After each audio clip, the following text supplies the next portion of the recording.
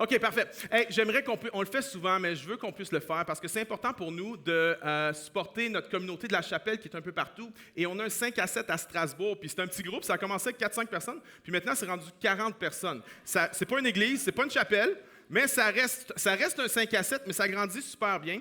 Puis on veut les célébrer, puis on veut leur dire on est avec vous là-bas à 6000 km de distance. Alors, est-ce qu'on peut leur faire une salutation? Est-ce qu'on peut les applaudir juste pour dire qu'on est avec eux? Yeah!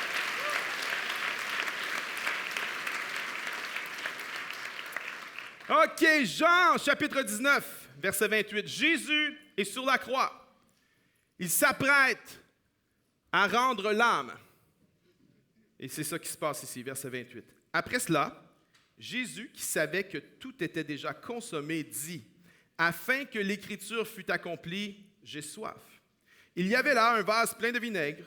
Les soldats en remplirent une éponge et l'ayant fixée à une branche d'hysope, ils l'approchèrent de sa bouche. Verset 30. Quand Jésus eut pris le vinaigre, il dit, « Tout est accompli. » Et baissant la tête, il rendit l'esprit. Tout est accompli. Toutes les prophéties de l'Ancien Testament, toute l'œuvre de la rédemption, toute l'œuvre du salut, la justice de Dieu est satisfaite, les péchés sont expiés, tout est accompli. Et je veux t'amener aujourd'hui, j'ai vraiment à cœur depuis quelques semaines qu'on puisse ensemble regarder à Jésus, regarder à la croix de Jésus-Christ. Parce que la croix de Jésus, ce n'est pas un sujet, c'est le sujet. Et dans la Bible, à travers l'Écriture, dans le Nouveau Testament, ce n'est pas un sujet, c'est le sujet. L'apôtre Paul a dit ceci, 1 Corinthiens 2, « Car je n'ai pas estimé devoir vous apporter autre chose que Jésus-Christ et Jésus-Christ crucifié. » Maintenant, il dit ça dans l'Épître aux Corinthiens. Si tu lis l'Épître aux Corinthiens, il parle de 1000 affaires. Il parle de mariage, de dons spirituels, d'amour, il parle de plein de choses, puis il leur dit, « J'ai pensé ne pas vous parler d'autre chose que Jésus et Jésus crucifié. » Ça semble que ça se contredit un petit peu. Non, voici pourquoi. C'est que tous les sujets dont l'apôtre Paul parlait, il en parlait toujours à travers la lentille de la croix. Paul a dit à Timothée, « Souviens-toi de Jésus-Christ. » Souviens-toi de Jésus-Christ. Tu dis, attends un petit peu, Paul. Timothée est un chrétien. Timothée est un pasteur. Timothée passe la semaine à lire la Bible. Et tu lui dis, souviens-toi de Jésus-Christ. Ça n'a pas de sens. Paul a raison. On a tendance à oublier. Y en a-tu qui oublient ici? Moi, j'oublie tout.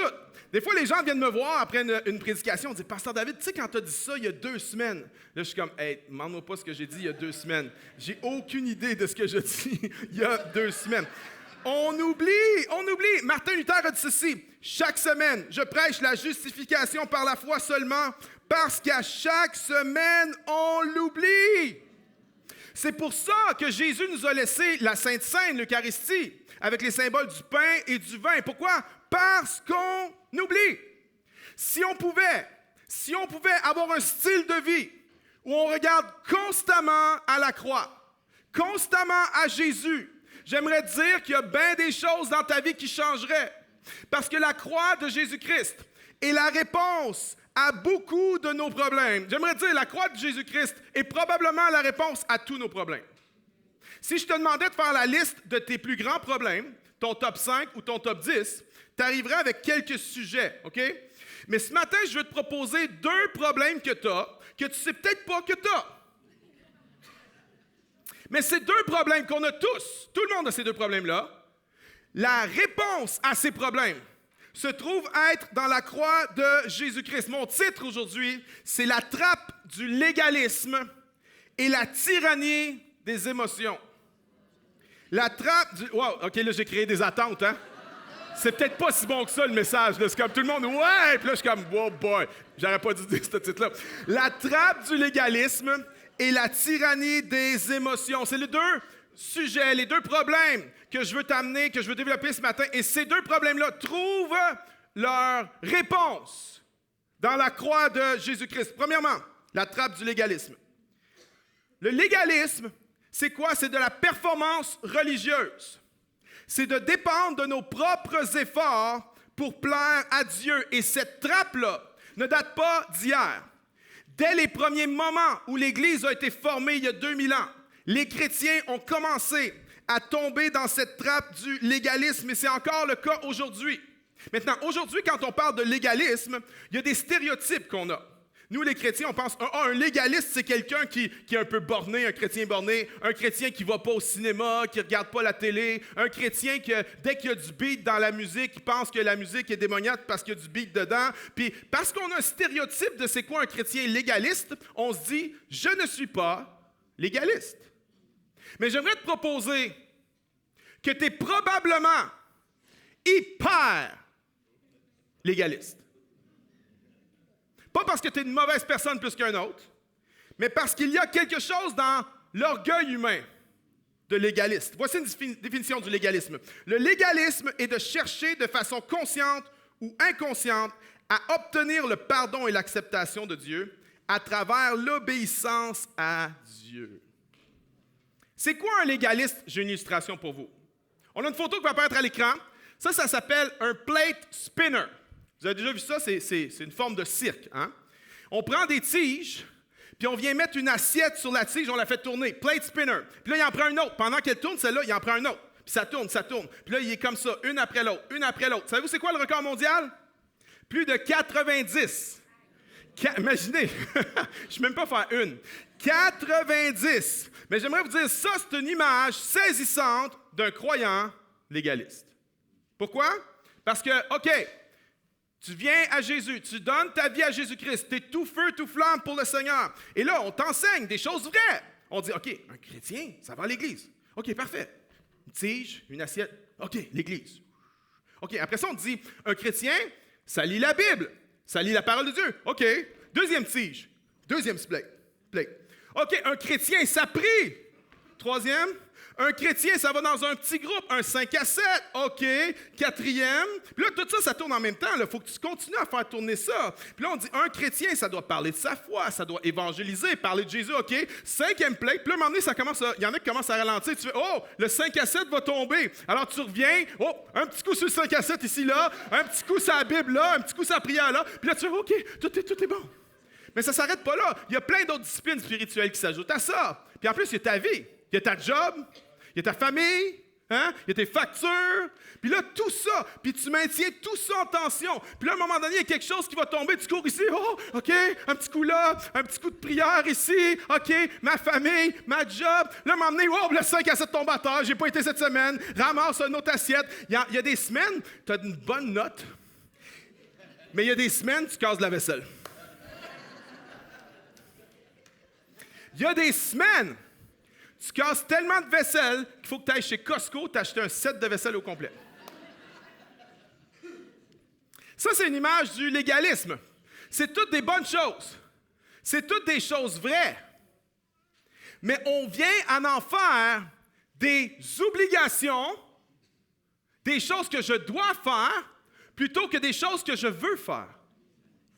On vient avoir ces choses-là comme le but, plutôt que de voir ces choses-là comme des moyens, des outils pour être en communion avec Dieu. Et un bon légaliste, quand il y a eu une bonne semaine, puis qu'il n'a pas échappé de plate, il vient à l'église, puis il est tellement heureux. Hein? Un bon légaliste, quand il n'a pas échappé d'assiette dans la semaine, il loue le Seigneur, il arrive à l'église, alléluia, ça va bien, on commence à chanter, Jésus, je te suivrai. Yeah. Yeah. Hein. Là, tu regardes l'autre à côté qui ne loue pas, tu fais, c'est quoi son problème aujourd'hui? Lui? Je t'aimerai plus que la vie te servirait. Une bonne semaine, j'ai pas échappé de plate. J'étais un bon chrétien, j'étais une bonne personne. Et quelle assurance devant Dieu que tu as dans la louange, hein? Merci Seigneur que je suis. Vous connaissez l'histoire? Pharisiens, publicains, merci Seigneur que je suis. J'ai tellement eu une bonne semaine. Seigneur, je suis tellement une bonne personne. Mais un bon légaliste, quand il y a eu une mauvaise semaine, puis qu'il a dû aller chez Costco pour acheter de la vaisselle, il arrive à l'église.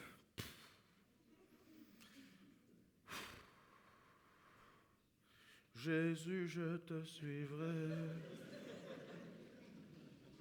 Voyons, ils sont donc bien excités pour rien un matin, eux autres. Là. Déjà vécu ça? Hein? Ça, c'est un bon légaliste. On vient à penser que ça dépend de notre propre performance. Là, je vais vous lire une phrase, OK? La phrase m'a tué. C'est Thomas Schreiner qui écrit « Le légalisme tire son origine de l'adoration de soi. » Aïe aïe! Tu sais, t'as eu une bonne semaine, t'as pas échappé de plainte. Jésus, je te suivrai. Puis là, tu loues, hein? And it felt so good. Mais je me suis dit, combien de fois, là, on loue le Seigneur, puis peut-être qu'on n'est pas en train de louer le Seigneur. Peut-être que des fois, on loue le Seigneur, puis on est juste en train de faire du self-worship. Parce qu'on a eu une bonne semaine. Des fois, on fait du self-worship and it feels so good.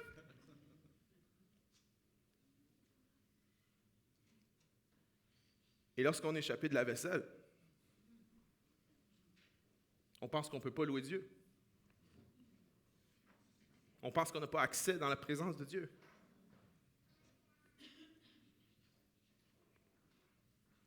Voyez-vous? On est tous légalistes. Et le légalisme mène à deux endroits possibles. L'orgueil. Hein? Jésus, je te suivrai. I'm so good. Hallelujah. Ou le désespoir. Non, je peux pas louer le Seigneur. Je peux pas aller vers Jésus. Je suis trop sale. Je peux pas aller vers Jésus. Il faut que j'aille me nettoyer avant. Alors que c'est pas comme ça que ça fonctionne. Tu ne vas pas te nettoyer pour aller à Jésus. Tu ne peux pas te nettoyer. Tu vas à Jésus, puis c'est lui qui te nettoie.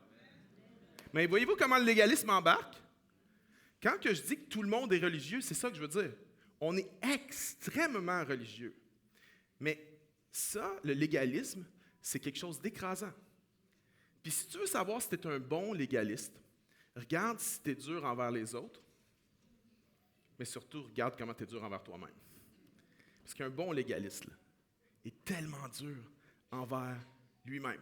Et parfois, les gens disent « Ouais, mais moi, je ne veux pas être un légaliste. » Fait qu'il y a des personnes qui amènent une mauvaise réponse à leur légalisme. Il y a des gens qui disent « Ouais, mais il ne faut pas être légaliste. L'Église, tu n'es pas obligé d'aller à l'Église. Dieu m'aime pareil si je vais à l'Église. Puis Dieu m'aime pareil si je ne lis pas ma Bible. Puis Dieu... » C'est vrai. Mais c'est une mauvaise façon d'aborder le problème. Parce qu'on ne veut pas être légaliste, on se met à négliger les disciplines spirituelles pour ne pas être légaliste. Mais ce n'est pas ça la solution. La solution au légalisme, c'est de comprendre que tout est accompli. La solution au légalisme, c'est de comprendre la différence. Là, je vais dire deux mots théologiques, puis, OK, mets-toi pas à vomir. C'est important de comprendre. La réponse au légalisme, c'est de comprendre la différence entre la justification et la sanctification. C'est quoi ces deux mots-là? Justification, c'est ce que Jésus a fait pour nous à la croix. Romains 3, 22 nous dit que la justice de Dieu a été manifestée par la foi en Jésus-Christ pour tous ceux qui croient. Lorsque je mets ma foi en Jésus, lorsque je mets ma foi en lui, je suis justifié en Jésus-Christ. Ça veut dire quoi? Ça veut dire que je suis déclaré juste. Savais-tu qu'il y a un tribunal cosmique? Dans les lieux célestes, il y a un tribunal. Et nous sommes tous coupables. Chaque personne est coupable de péché devant Dieu, car tous sont péchés, sont privés de la gloire de Dieu. Tout le monde est coupable. Il y a un tribunal cosmique, mais parce que je suis coupable et que je ne pouvais pas payer la rançon pour moi-même, Jésus vient, mène une vie parfaite, donne sa vie à ma place pour que moi, en lui, je peux être justifié. Je peux être déclaré juste en lui. Mais tu sais comment c'est possible? Parce que tu es en lui. Tu es caché en lui. Et lorsque Dieu voit quelqu'un qui a mis sa foi dans son Fils Jésus, Dieu ne voit pas David Potier. Dieu voit Jésus-Christ. Dieu voit son Fils et je peux être déclaré juste en Jésus. Ça, c'est la justification. Maintenant, Martin Luther, le grand réformateur, appelait ça « the great exchange ». Parce que lorsque tu mets ta foi en Jésus vraiment, pas juste une croyance comme ça, là, non, que tu crois vraiment qu'il est le Fils de Dieu, que tu crois vraiment qu'il est mort pour tes péchés, que tu crois vraiment qu'il est ressuscité pour te donner une nouvelle vie, le Saint-Esprit. Lorsque tu crois ça, il se passe un échange dans les lieux célestes. Martin Luther appelait ça « the great exchange ». Et voici c'est quoi l'échange qui se passe. Jésus est juste, parfaitement juste. Et Dieu prend la justice de Jésus, puis il la met sur moi. Et Dieu prend mon péché et il le place sur Jésus. Toutes les choses mal, toutes les mauvaises choses, toutes les gaffes, toutes les choses que je voudrais effacer de ma vie, toutes les pensées, les actions, les paroles, les motivations que j'ai eues qui étaient mal, ont été placées sur lui. Sa justice sur moi, mon péché sur lui. The great exchange. Moi, j'appelle ça le big deal. Parce que c'est vraiment un bon deal.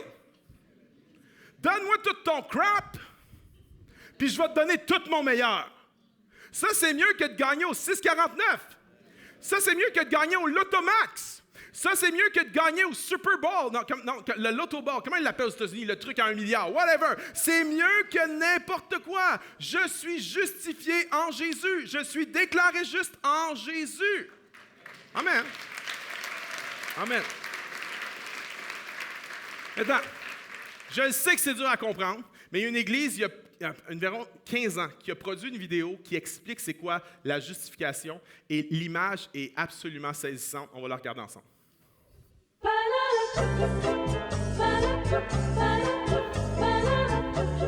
Next.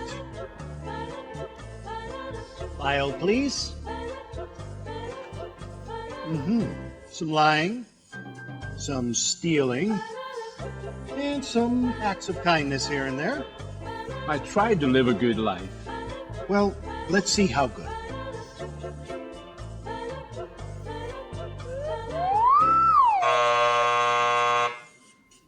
This way.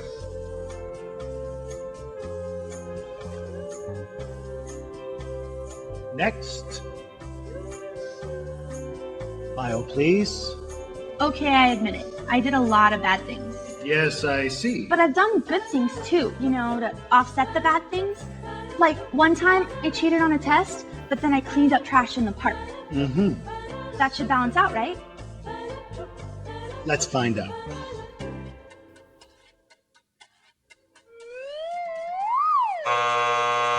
This way. That should have balanced out, right? It should have balanced out. Next. File, please. Impressive. Oh, yeah. I devoted my entire life to make this world a better place. I dug wells in Africa. I donated blood every month. And I ran an orphanage in India. I just wish I could have done more.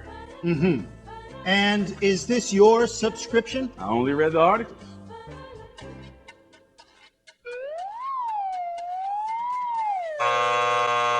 I only read the articles. I only read the articles. Next. My mom goes to church. Was baptized as a baby? Take American Express, right? Next. File, please. Whoa. Somebody's been busy. Well, let's get this over with.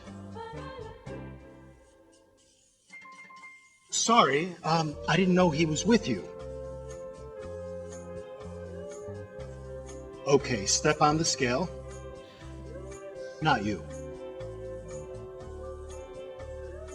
Him.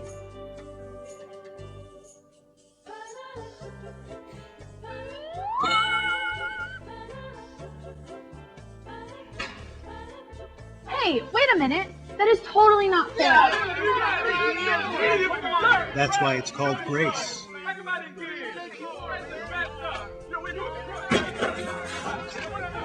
Next. Eh oui. Hey, c'est ça la justification. Jésus, on peut applaudir plus fort que ça, mes amis. Maintenant, manque-moi pas. La justification, lorsque tu mets ta foi en Jésus, lorsque tu crois en lui de tout ton cœur, que tu lui donnes ta vie, que tu reconnais qu'il est Seigneur, la justification, c'est une fois pour toutes. J'ai pas besoin de revivre la justification, d'être rejustifié encore. Non, la justification, c'est une fois pour toutes. Maintenant, il y a un autre mot qui s'appelle la sanctification. La sanctification, c'est un processus. La justification, c'est une fois pour toutes.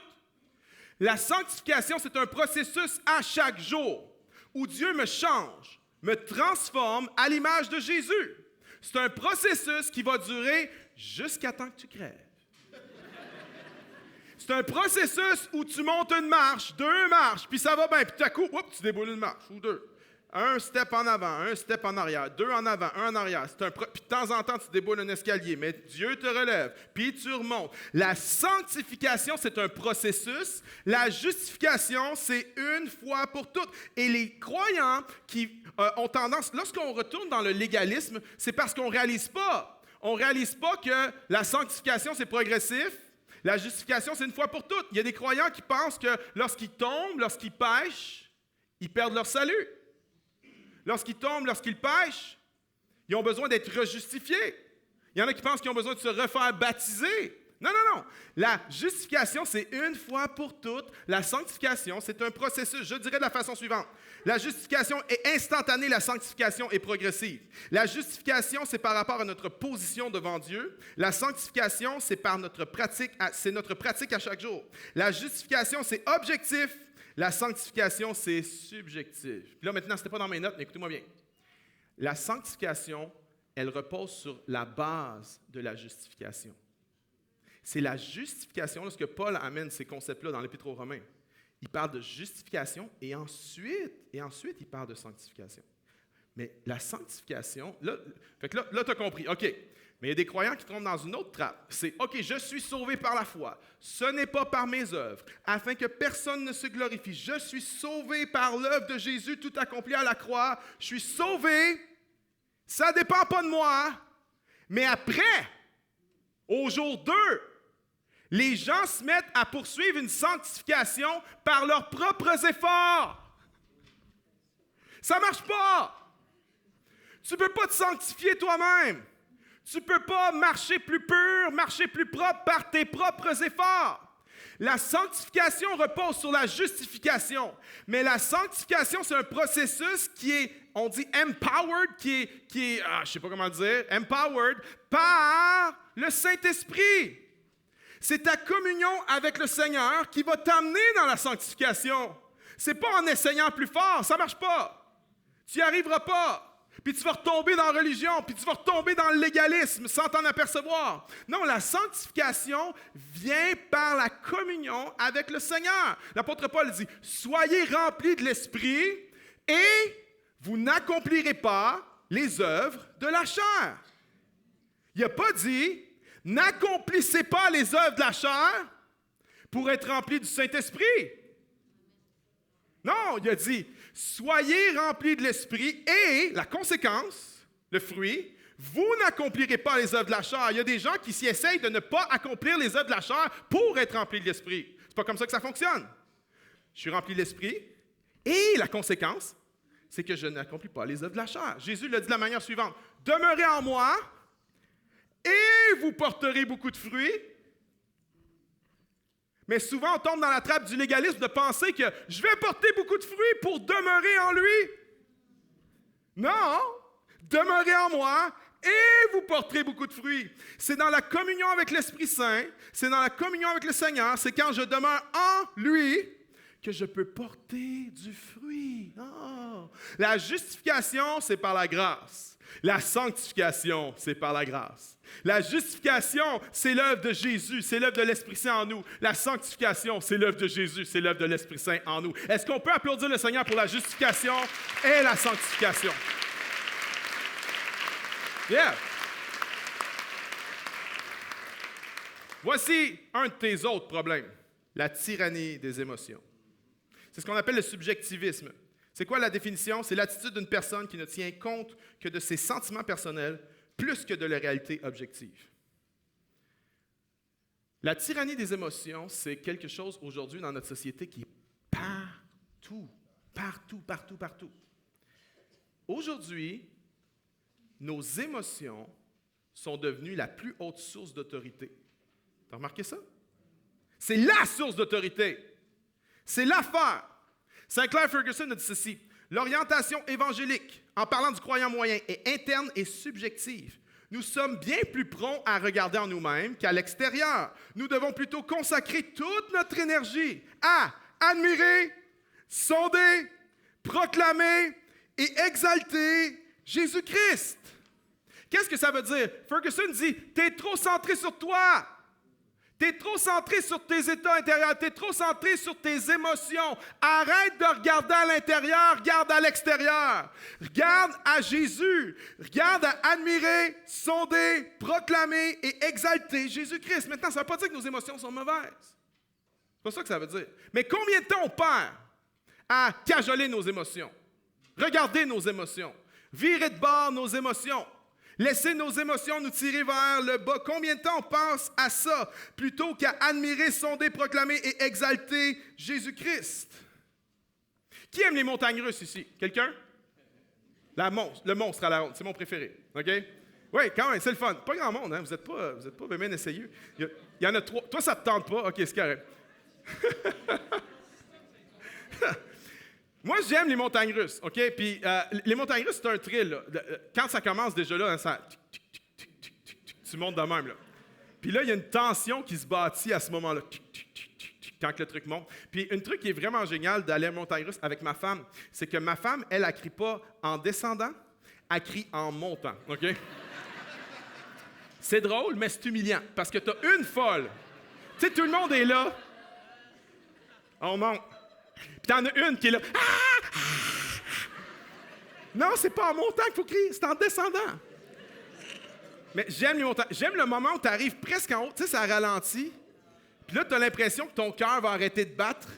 Puis ton cerveau te crie « Tu vas mourir, tu vas mourir! » Tu sais, le moment où tu es comme... J'aime le moment d'hystérie collective qui s'empare de tout le monde quand la première descente, le J'aime les virages abrupts. J'aime le moment où, à un moment donné, tu as l'impression que tu vas rentrer dans la structure puis qu'elle va te couper la tête puis que tout à coup, ça descend comme ça puis ça te passe au-dessus de la tête.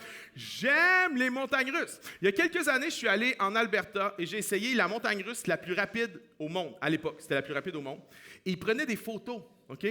Puis, je vous le dis, j'avais les cheveux comme ça. J'avais la bouche comme ça. J'ai jamais pensé qu'un être humain était capable d'ouvrir la bouche aussi grand que ça, mes amis. J'aurais dû acheter la photo, je ne l'ai pas fait, c'était trop cher. Mais j'aime les montagnes russes, j'aime, ça monte, ça descend, ça monte, ça descend. J'aime les montagnes russes, mais c'est pas comme ça que je veux vivre ma vie, par exemple. Up and down and up and down. Je ne suis pas en train de dire qu'il n'y a pas des saisons dans la vie. Il ne faut pas faire du déni d'émotionnel. Ce n'est pas ça que je suis en train de dire. Notre problème, ce n'est pas qu'on fait du déni émotionnel aujourd'hui. Notre problème, c'est qu'on a fait de nos émotions la plus haute source d'autorité. Et on se laisse tirer au tapis par nos émotions. Où est-ce que tu investis ton énergie? À sonder tes émotions ou à admirer, exalter, proclamer Jésus-Christ? Vois-tu, ça, c'est objectif. Ce que Jésus a fait, c'est objectif, ça ne change pas. Nos émotions sont subjectives. Ça change constamment. Au gré de la température. Fait pas beau un matin, je file pas. T'as remarqué? Des fois, tu te dis, mais c'est donc bien ridicule. La température ne devrait pas avoir autant d'effet sur moi. Come on! Mais c'est de même. Tu te couches un soir, ça va bien, tu te lèves le lendemain, ça va pas bien, tu n'es même pas capable d'expliquer pourquoi. C'est subjectif, c'est changeant. Mais est-ce que tu regardes à ce qui est subjectif ou ce que tu regardes à ce qui est objectif? Ce que Jésus a fait pour nous est objectif. Mets ton énergie à sonder, exalter Jésus-Christ. C'est pas vrai que ce qu'on ressent est la vérité. Ça, c'est ce qu'on nous enseigne dans la société. Ce que tu ressens, c'est vrai. Puis viens pas questionner ce que tu ressens. Surtout pas. Pourquoi? On vient à une époque où on questionne tout. Tout. Même des affaires qui semblent évidentes pour tout le monde. Et on ne pourrait pas questionner le roller coaster intérieur. Sérieux? Sérieux? Tes émotions ne sont pas Dieu. Tes émotions ne sont pas la plus haute autorité dans ta vie. Et il y a un mensonge qui circule, c'est que si tu questionnes tes émotions, si tu te laisses pas aller à tes émotions, tu es un fake. Tu es non authentique. J'aimerais te proposer que c'est faux. C'est totalement faux. On vit dans une culture qui a tout désacralisé. Il n'y a plus rien de sacré aujourd'hui. Le mariage, c'est plus sacré. Le sexe, ce n'est plus sacré. La vie, ce n'est plus sacré. La seule chose qui est sacrée dans notre culture, c'est ce que je ressens. Ça, c'est sacré. Fait que je vais faire ce que je veux, quand je veux, comme je veux, avec qui je veux. Et d'un premier abord, ça semble être une idée nice, ça. Hein? Ça fait un bon hashtag, ça. Je fais ce que je veux, quand je veux, comme je veux, avec qui je veux. Mets ça sur les médias sociaux. Tout le monde va t'applaudir. Tu vas avoir 10 000 comments. Je veux dire, tu vas avoir 100 000 likes. Wow, quelle belle philosophie de vie. Mais pensez un instant. Pensez un instant. Nos sociétés qui fonctionnent relativement bien, sociétés démocratiques qui fonctionnent relativement bien, reposent sur le fait qu'on ne peut pas faire ce qu'on veut, avec qui on veut, comme on veut, quand on veut. Parce que si on pouvait le faire, ça serait le chaos total dans la société. C'est pour ça qu'on a quelque chose qui s'appelle la police. Pour nous empêcher de faire ce qu'on veut, quand on veut, avec qui on veut, comme on veut. Questionne tes émotions. Il y a des émotions qui sont là, qui ne sont pas mauvaises, mais elles sont faites pour ressentir. Elles ne sont pas faites pour réfléchir. Elles sont là pour nous pointer vers autre chose, pour nous questionner sur les problèmes, sur la source des choses. Elles ne sont pas là pour dicter nos vies. Elles ne sont pas Dieu. Elles ne sont pas la parole de Dieu. Ne te laisse pas écraser par tes émotions. Vis tes émotions et amène tes émotions à Dieu. Si on veut être libéré de la tyrannie des émotions, il faut qu'on apprenne à faire une pratique que les Hébreux anciens avaient compris, que les premiers chrétiens avaient compris. Ça s'appelle le self-talking. Martin Lloyd-Jones a écrit ceci. As-tu réalisé que la majorité de ton mécontentement dans la vie est due au fait que tu t'écoutes toi-même au lieu de te parler à toi-même? Je crois qu'on doit se parler à nous-mêmes plutôt que de laisser notre moi nous parler. T'as-tu déjà eu des conversations avec toi-même? On a tous une voix intérieure, un self-talking, OK? Puis qui pourrait dire, moi, mon self-talking, là, c'est toujours positif? Quelqu'un? Non, mais si jamais c'est toi, je voudrais que tu viennes ici parce qu'on va t'amener dans un laboratoire secret pour te faire analyser. Parce qu'il y a quelque chose qui ne marche pas avec toi, t'es pas normal. Non, notre self-talking, il est plutôt négatif. Moi, je passe mon temps à me raconter des mauvaises nouvelles. Puis toi aussi, tu passes ton temps à te raconter des mauvaises nouvelles. Mais le problème, c'est que si tu t'écoutes parler plutôt que de parler, tu vas te faire tirer vers le bas. Mais aujourd'hui, se parler, c'est fake, c'est non authentique, mais on n'a jamais été aussi déprimé. On n'a jamais été aussi sombre. C'est un mensonge. Je ne parle pas du déni émotionnel. Puis au nom de ne pas faire du déni émotionnel, on a glorifié les émotions, surtout les émotions négatives. Il y a même des livres qui s'écrivent aujourd'hui. Arrêtez, je ne veux pas être heureux. Je veux pas être heureux. Je me sens coupable de ne pas être heureux, alors je ne veux pas être heureux. Il y a toutes sortes de choses comme ça. Laisse-moi dire ceci. Regarde en haut. Arrête de regarder en bas. Il faut que tu apprennes à te parler. Ça, c'est populaire aujourd'hui. C'est populaire dans les séminaires, plein de séminaires de croissance personnelle. Talk to yourself, parle-toi, Tony Robbins, tout ça. Même dans la musique. Dans la musique, c'est super populaire. Je vais faire écouter un extrait musical d'une tune qui parle de self-talking. On écoute ça ensemble.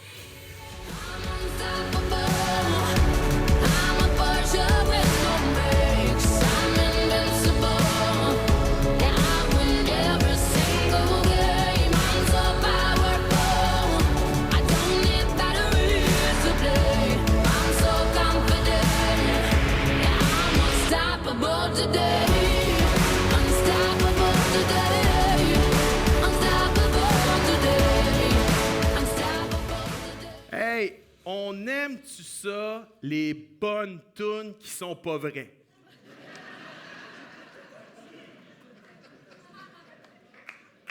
Hein, on est tous là. I'm unstoppable. No! I'm a Porsche with no brakes. Si t'es une Porsche, pas de break, tu vas te retrouver dans le cliff. On aime ça, les tunes bonnes qui sont pas vraies? T'es pas unstoppable. Tu gagnes pas à chaque fois. Vois-tu, cette personne-là essaie de faire du self-talking.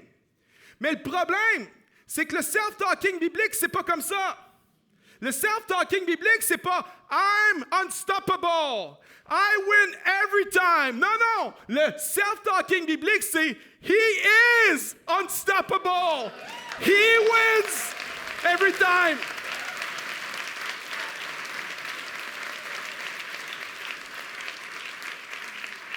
Ce genre de self-talking-là vient juste te mettre encore plus de pression, finalement. Tu te sens bien pendant 5 minutes parce que le beat est bon, tu sais. Hey, on devrait la refaire, pour vrai. He's unstoppable. Non, mais c'est malade. Le beat est bon, mais c'est pas vrai. Notre self-talking ne doit pas être basé sur nous et nos capacités. Notre self-talking doit être basé sur lui et ses capacités illimitées.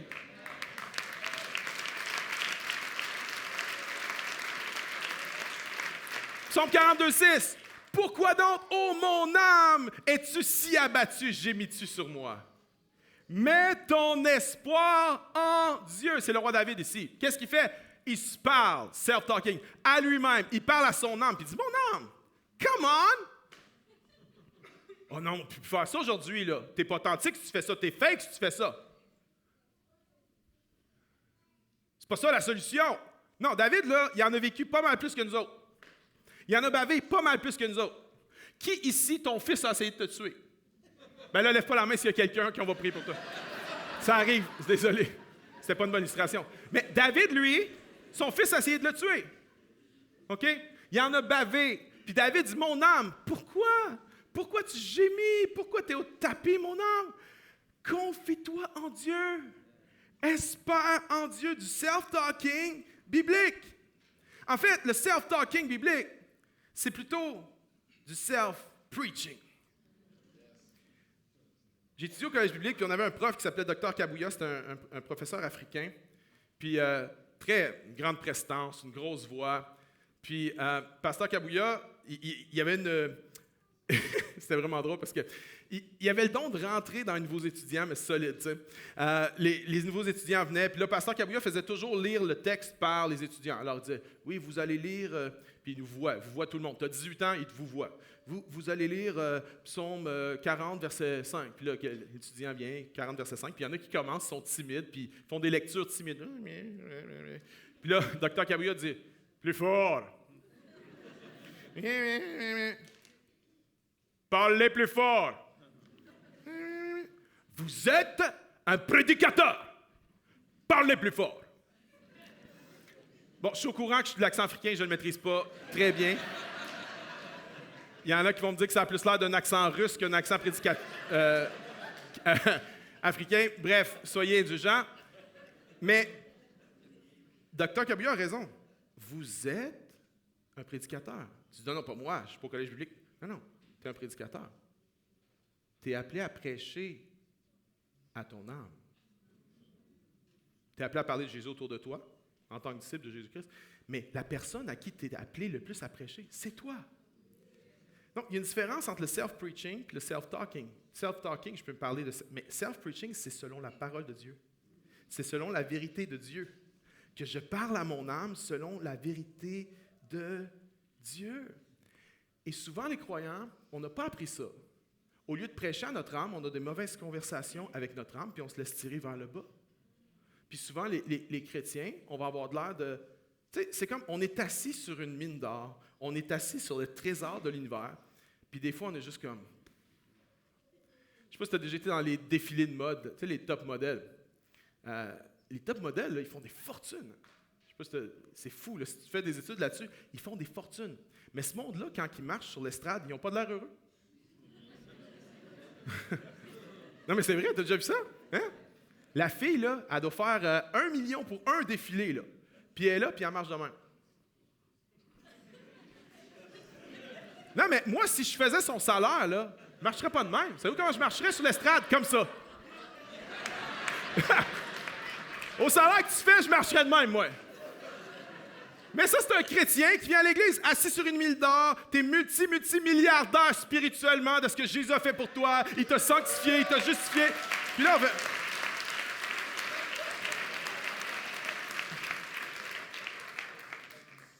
C'est parce qu'il faut que tu prêches à ton âme.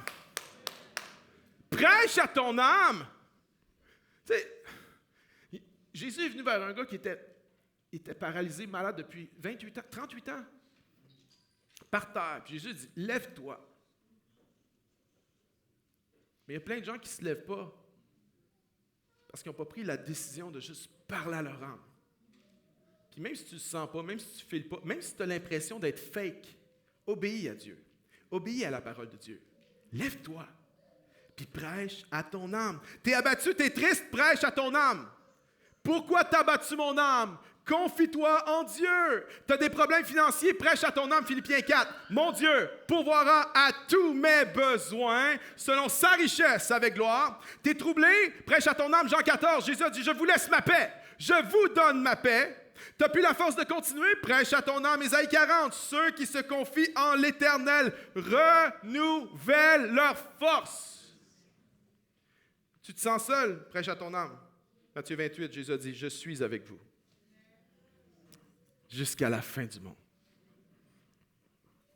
Prêche à ton âme. Parle à ton âme. Déclare la vérité de la parole dans ton âme. Parce que voyez-vous, la trappe du légalisme repose sur le soi, l'adoration de soi. Le légalisme, c'est quoi? C'est qu'on regarde en bas. On regarde à nous. Maintenant, la tyrannie des émotions repose sur quoi? L'adoration de soi. C'est la même affaire. Les deux, c'est qu'on regarde en bas au lieu de regarder en haut pour sonder, admirer, proclamer Jésus-Christ. Je pense qu'on vit dans un monde où il y a une surabondance de thérapie. Je ne suis pas contre. Je ne suis pas contre, vraiment pas. Je crois qu'il y a plein de gens qui ont besoin d'y aller. Allez en counseling. Moi, j'ai déjà été. Allez-y si vous avez besoin d'y aller. Mais la guérison ne vient pas quand on regarde en bas. Peu importe ce qu'on a vécu. Même la pire tragédie, même l'affaire la plus dégueulasse, la plus injuste que nous, on ne vivra peut-être jamais, puis toi, tu as vécu, là. La guérison ne viendra pas en regardant en bas. La guérison vient en regardant en haut.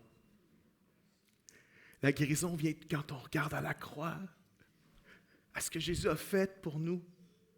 C'est de là que vient la guérison. Qu'est-ce que dit le prophète? Par ses meurtrissures, nous sommes guéris. Oh! La guérison de Dieu vient de la blessure de Dieu. Oh! La guérison qui vient de Dieu provient de la blessure de Dieu. Il aurait pu faire autrement. Il aurait pu faire en sorte que la guérison de Dieu vienne de la gloire de Dieu. La guérison de Dieu vient de la puissance de Dieu. La guérison de Dieu vient de la force de Dieu. Mais non. La guérison de Dieu vient de la blessure de Dieu. Puis Dieu a sûrement ses raisons pour ça, mais j'aimerais vous proposer qu'une des raisons, c'est probablement parce que sa guérison vient de ses meurtrissures. Nous, on y trouve une consolation. Tu peux commencer à m'aider, Dylan, s'il te plaît. Nous, on y trouve une consolation. Que par ses meurtrissures, nous sommes guéris. Je ne sais pas dans quelle trappe tu es aujourd'hui. Peut-être que tu es écrasé par le légalisme, la performance religieuse. Peut-être que tu es écrasé par la trappe de la performance à ton travail. Hein? J'aimerais dire ceci. La solution, c'est de regarder à la croix. Souviens-toi de la croix. Souviens-toi de la croix. Souviens-toi. Relève la tête. Relève la tête. Peut-être que tu es tyrannisé par tes émotions. C'est un tyran. C'est sans pitié. Ça n'a pas de grâce. Ça tue, ça étouffe. C'est un tyran. Relève la tête. Regarde à Jésus. Souviens-toi de la croix. Souviens-toi de Jésus-Christ. Comment les premiers chrétiens ont réussi à passer à travers les épreuves c'est pas en regardant en bas, c'est en regardant en haut.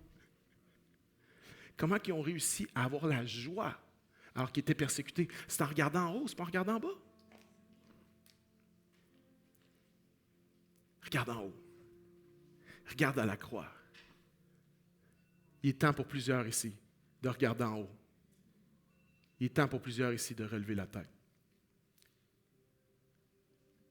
Alors, on va prier ensemble, puis plutôt que de vous demander de pencher la tête, c'est ce qu'on va faire? On va se lever, puis on va la lever, la tête. Est-ce qu'on peut se lever ensemble?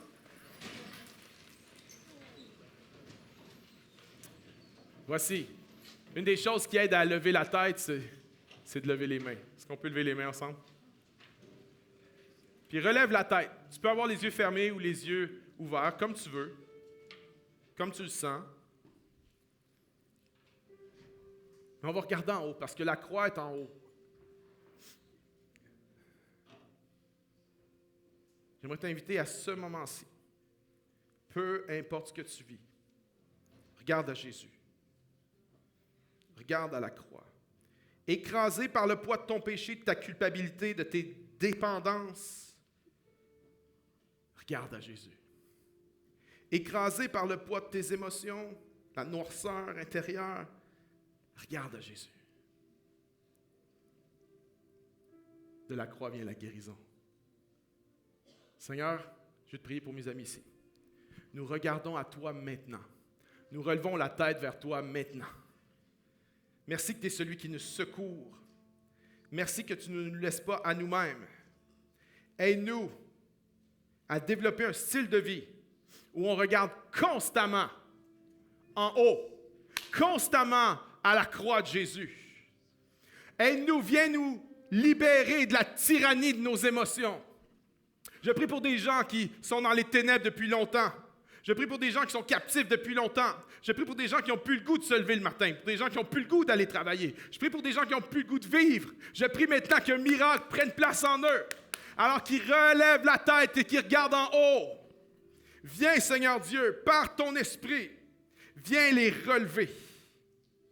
Je prie pour des gens écrasés sous le poids de la performance religieuse ou écrasés sous le poids de la performance au travail. Seigneur, on ne performe pas pour quelque chose. On performe parce que tu nous as aimés. Et on est sécure en toi. Je te prie pour tous les gens pris dans le légalisme religieux, Seigneur, que tu puisses les libérer, que tu puisses leur montrer, leur enseigner que la justification, c'est une fois pour toutes et que la sanctification, c'est un processus qui prend place par le Saint-Esprit. Merci qu'on est justifié une fois pour toutes. Merci qu'on est sanctifié de jour en jour. Et merci que tu nous relèves à chaque jour, à chaque moment qu'on regarde à toi. Je prie maintenant pour une guérison des âmes dans ce lieu, que des meurtrissures de Jésus-Christ, la guérison coule dans ce lieu pour relever ceux qui c'était leur dernière chance aujourd'hui. C'était leur dernière journée. Peut-être quelqu'un qui voulait même plus vivre, que c'est ma dernière chance. Je vais y aller ce matin. C'est la dernière chance. J'aimerais dire, tu n'as pas à mourir. Regarde en haut. Regarde à Jésus à la croix. Il est mort pour toi, pour que tu puisses vivre, que tu puisses avoir le goût de vivre. Le Seigneur est ici ce matin pour nous relever. Regardons à lui. Regardons à la croix. Souvenons-nous de la croix, dans le nom de Jésus. Dans le nom de Jésus. Et tous les gens justifiés et tous les gens sanctifiés disent un grand Amen et applaudissent l'œuvre de Jésus-Christ à la croix. Allez plus fort que ça mérite une ovation. Merci Seigneur. Yeah!